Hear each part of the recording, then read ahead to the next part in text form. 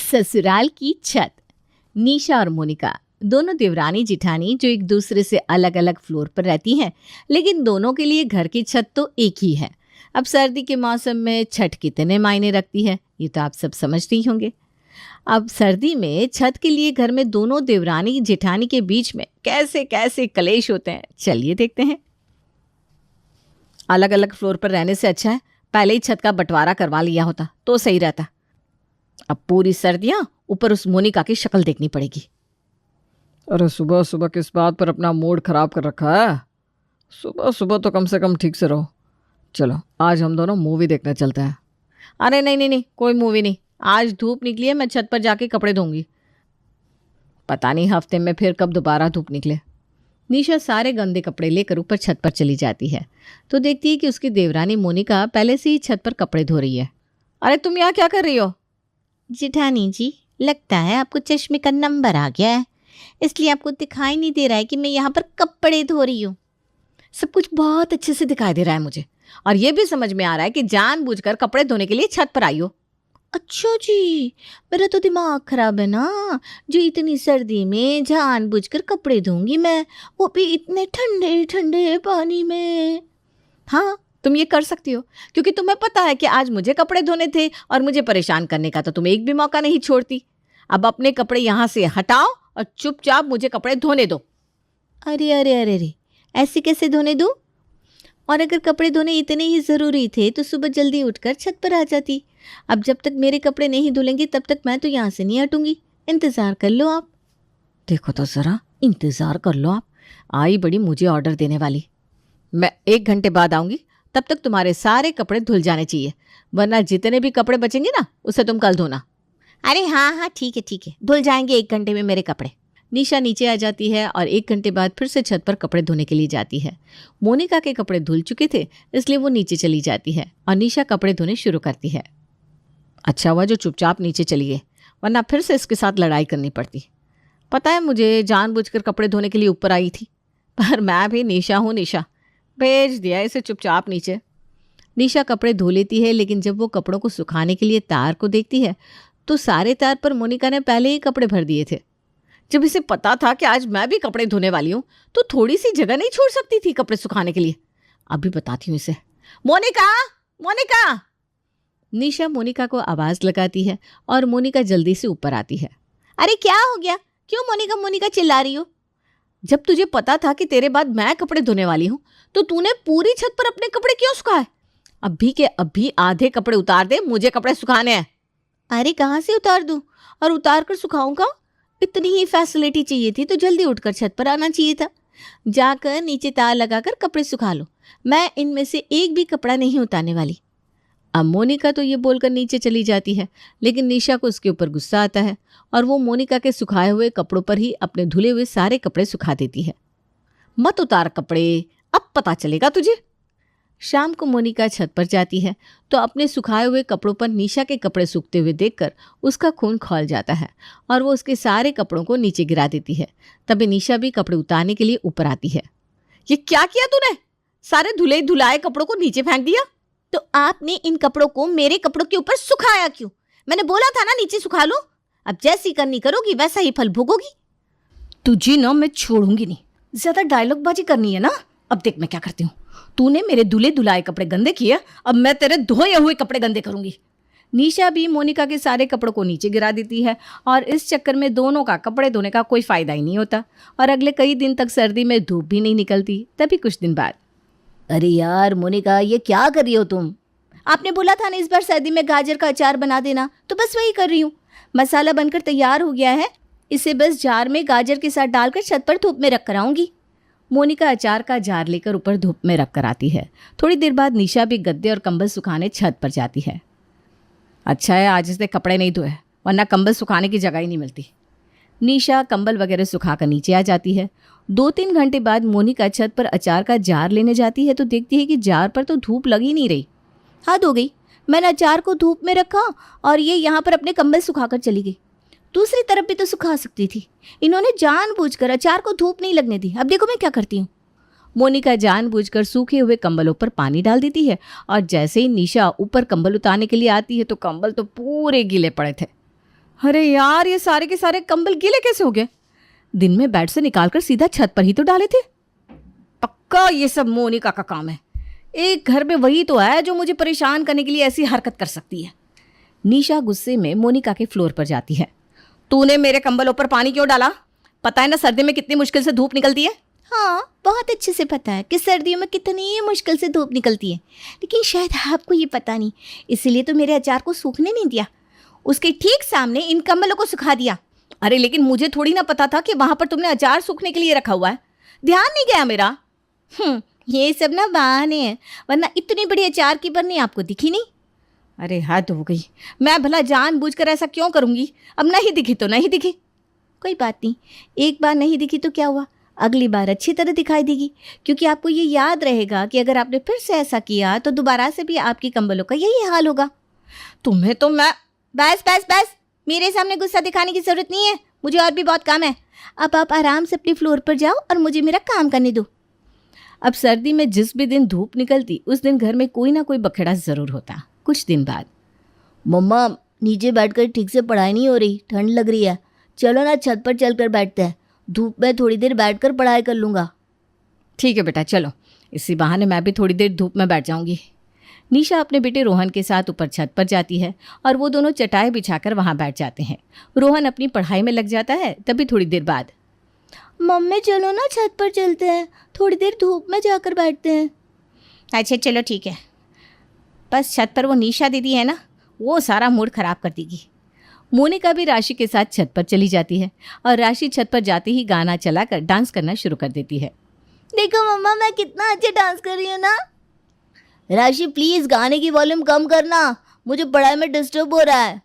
नहीं रोहन भैया, अगर गाने की आवाज़ कम करूँगी तो डांस करने में मज़ा नहीं आएगा, आप नीचे जाकर पढ़ लो। भला ये क्या बात हुई? अगर मेरा बेटा पढ़ रहा है तो जानबूझकर क्यों उसे डिस्टर्ब कर रहे हो? मुझे पता है मोनिका, ये सब तुमने ही करने के लिए कहा होगा राशि को, वरना छोटी सी बच्ची इतनी जिद क्यों करेगी? हद हो गई भाई, मैं क्यों बोलूँगी? और अब आपने मुझ पर इल्ज़ाम लगा ही दिया है ना, तो अब देखो म्यूज़िक तो और तेज़ बजेगा। और बेटा तुझे पढ़ना ही है ना तो नीचे जाकर पढ़ ले, क्योंकि छत पर तो अब जब तक धूप रहेगी तब तक म्यूज़िक बजता रहेगा। अब इस बात पर फिर से उन दोनों की बहस छिड़ जाती है और बेचारा रोहन नीचे ही आ जाता है। कुछ दिन बाद, अरे निशा, हमारे घर में ये कुत्ता क्या कर रहा है? क्या कर रहा है? चुपचाप आराम से तो बैठा है।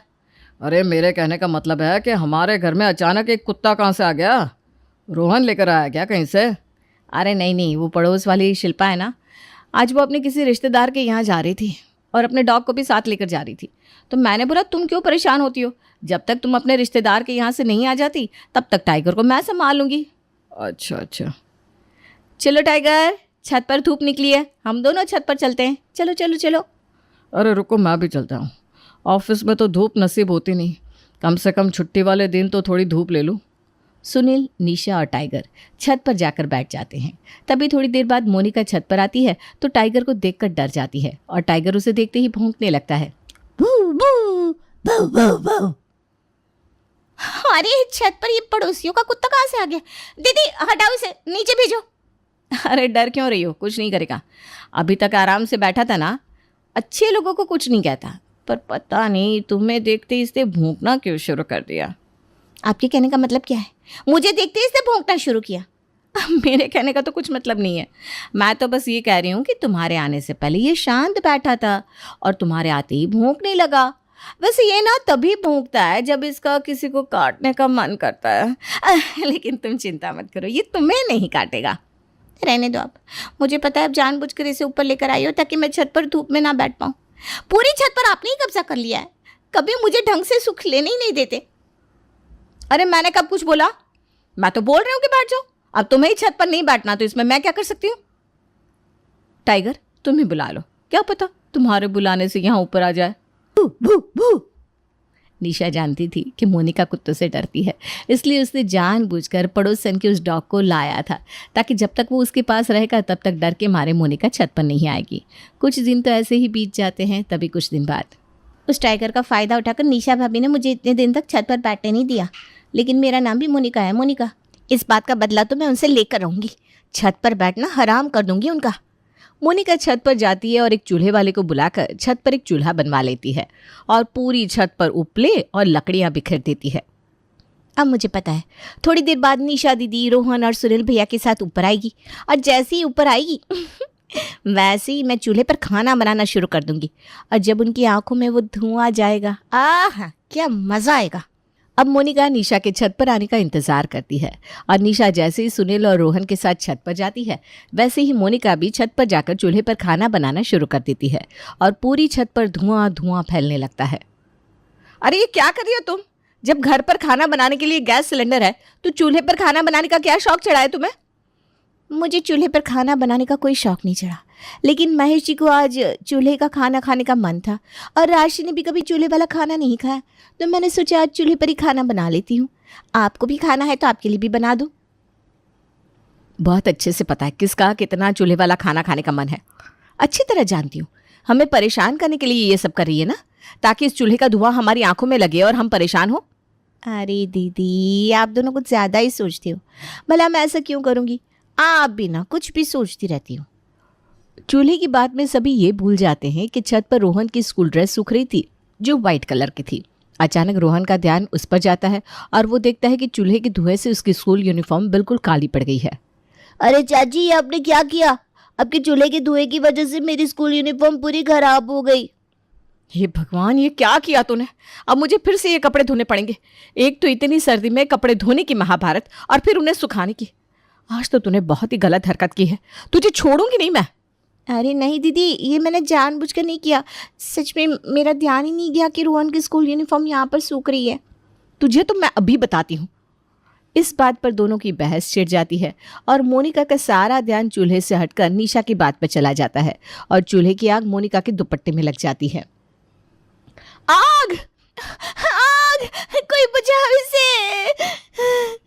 निशा जल्दी से ठंडे पानी की बाल्टी उठाती है और आग बुझाने के लिए मोनिका के ऊपर डाल देती है। मोनिका ठंड में बुरी तरह जम जाती है। सॉरी मोनिका, लेकिन आग बुझाने का इससे आसान तरीका और कोई नहीं था। देख लो, अब जानबूझकर मुझे परेशान करने के लिए ऐसी हरकत करोगी तो अंजाम तो ऐसा ही होगा ना। अब इसके आगे मोनिका क्या ही बोलती। वो चुपचाप उठती है और नीचे चली जाती है और इतनी ठंड में ठंडे पानी से भीगकर उसे बुरी तरह सर्दी लग जाती है।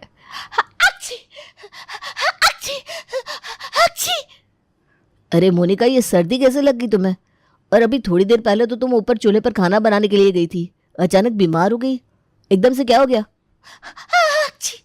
ऊपर चूल्हे पर खाना बनाते बनाते मेरी और निशा दीदी की बहस हो गई। मेरे दुपट्टे में चूल्हे से आग लग गई। निशा दीदी ने आग बुझाने के लिए मुझ पर ठंडा पानी डाल दिया। मुझे सर्दी लग गई। अरे तो तुम्हें छत पर खाना बनाने की जरूरत ही क्या थी? मैं तो तुम्हें पहले ही कह रहा था कि चूल्हे पर खाना बनाना ही क्यों है, पर तुम ही थी कि मेरी बात नहीं मान रही थी। यहाँ महेश और मोनिका की बात चल रही थी और वहाँ निशा परेशान हो रही थी क्योंकि रोहन के स्कूल के यूनिफॉर्म से चूल्हे के काले निशान निकल ही नहीं रहे थे। हे भगवान, अब मैं क्या करूं? जब तक ये निशान निकलेंगे तब तक छत से धूप भी चली जाएगी। अगर हम दोनों के फ्लोर की तरह घर की छत भी अलग अलग होती तो ये सारी प्रॉब्लम ही ना होती। बस सब बात हो गया, अब तो छत का बंटवारा करना ही पड़ेगा। चलो जी ऊपर, उन दोनों से बात करने चलते हैं। निशा सुनील के साथ मोनिका के फ्लोर पर जाती है और छत के बंटवारे के बारे में बात करती है। अच्छा हुआ जो आप दोनों इस बारे में बात करने आ गए, क्योंकि हम दोनों भी आपसे इसी बारे में बात करने आने वाले थे। हम आज के आज ही इस छत का बंटवारा करवाएंगे। दोनों बहू की रंजिश की वजह से छत के बीच में एक दीवार खड़ी करवाकर छत के 2 हिस्से हो जाते हैं और अपनी अलग अलग छत पाकर दोनों बहू बहुत खुश होती हैं। लेकिन उनकी खुशी ज़्यादा देर तक टिकती नहीं। आज कितने दिन बाद आराम से कपड़े धोए, अब तो कपड़े सुखाने का भी कोई झंझट नहीं कि मोनिका आकर काम खराब कर देगी। निशा छत पर कपड़े सुखाती है, लेकिन अब छत इतनी छोटी हो चुकी थी कि थोड़े से कपड़े सुखाते ही छत कपड़ों से भर जाती है। अरे ये क्या हो गया? इतने से कपड़े सुखाते ही छत कपड़ों से भर गई। अभी तो इतने सारे कपड़े बाकी हैं, इन्हें कहाँ पर सुखाऊंगी? इससे अच्छा तो पहले की छत ही थी। इस छत का तो कोई फ़ायदा ही नहीं हुआ। इधर कपड़े सुखाने के लिए छोटी सी जगह होने की वजह से निशा परेशान हो रही थी और वहाँ मोनिका। अरे यार, छत पर गेहूं सुखाने के बाद कपड़े सुखाने की तो जगह ही नहीं बची। मैंने तो सोचा था छत का बंटवारा करके फ़ायदा होगा, लेकिन ये तो उल्टा नुकसान हो गया। अब एक साथ दो काम कैसे करूँगी? जब तक छत पर ये गेहूं सूखते रहेंगे तब तक मैं कपड़े नहीं धो पाऊंगी, और जब तक ये सूखेंगे तब तक तो धूप भी चली जाएगी। मम्मा, इसका मतलब अलग अलग छत करने का भी कोई फ़ायदा नहीं हुआ? इस पर तो मैं खेल भी नहीं पाऊंगी। पहले हमारी छत कितनी बड़ी थी, अब इतनी छोटी सी हो गई। अगर आप और ताई जी लड़ते नहीं तो ये प्रॉब्लम नहीं होती। सही बोल रही है बेटा, लेकिन तब लड़ने से फुर्सत नहीं थी। अब तो कुछ हो ही नहीं सकता, जो है उसी में काम चलाना पड़ेगा। पहले तो देवरानी जेठानी छत के लिए लड़कर उसका बंटवारा करवा लेती है, और जब बंटवारा हो जाता है तो हिस्से में ज़रा सी छत आने के बाद दोनों पछताती रह जाती हैं।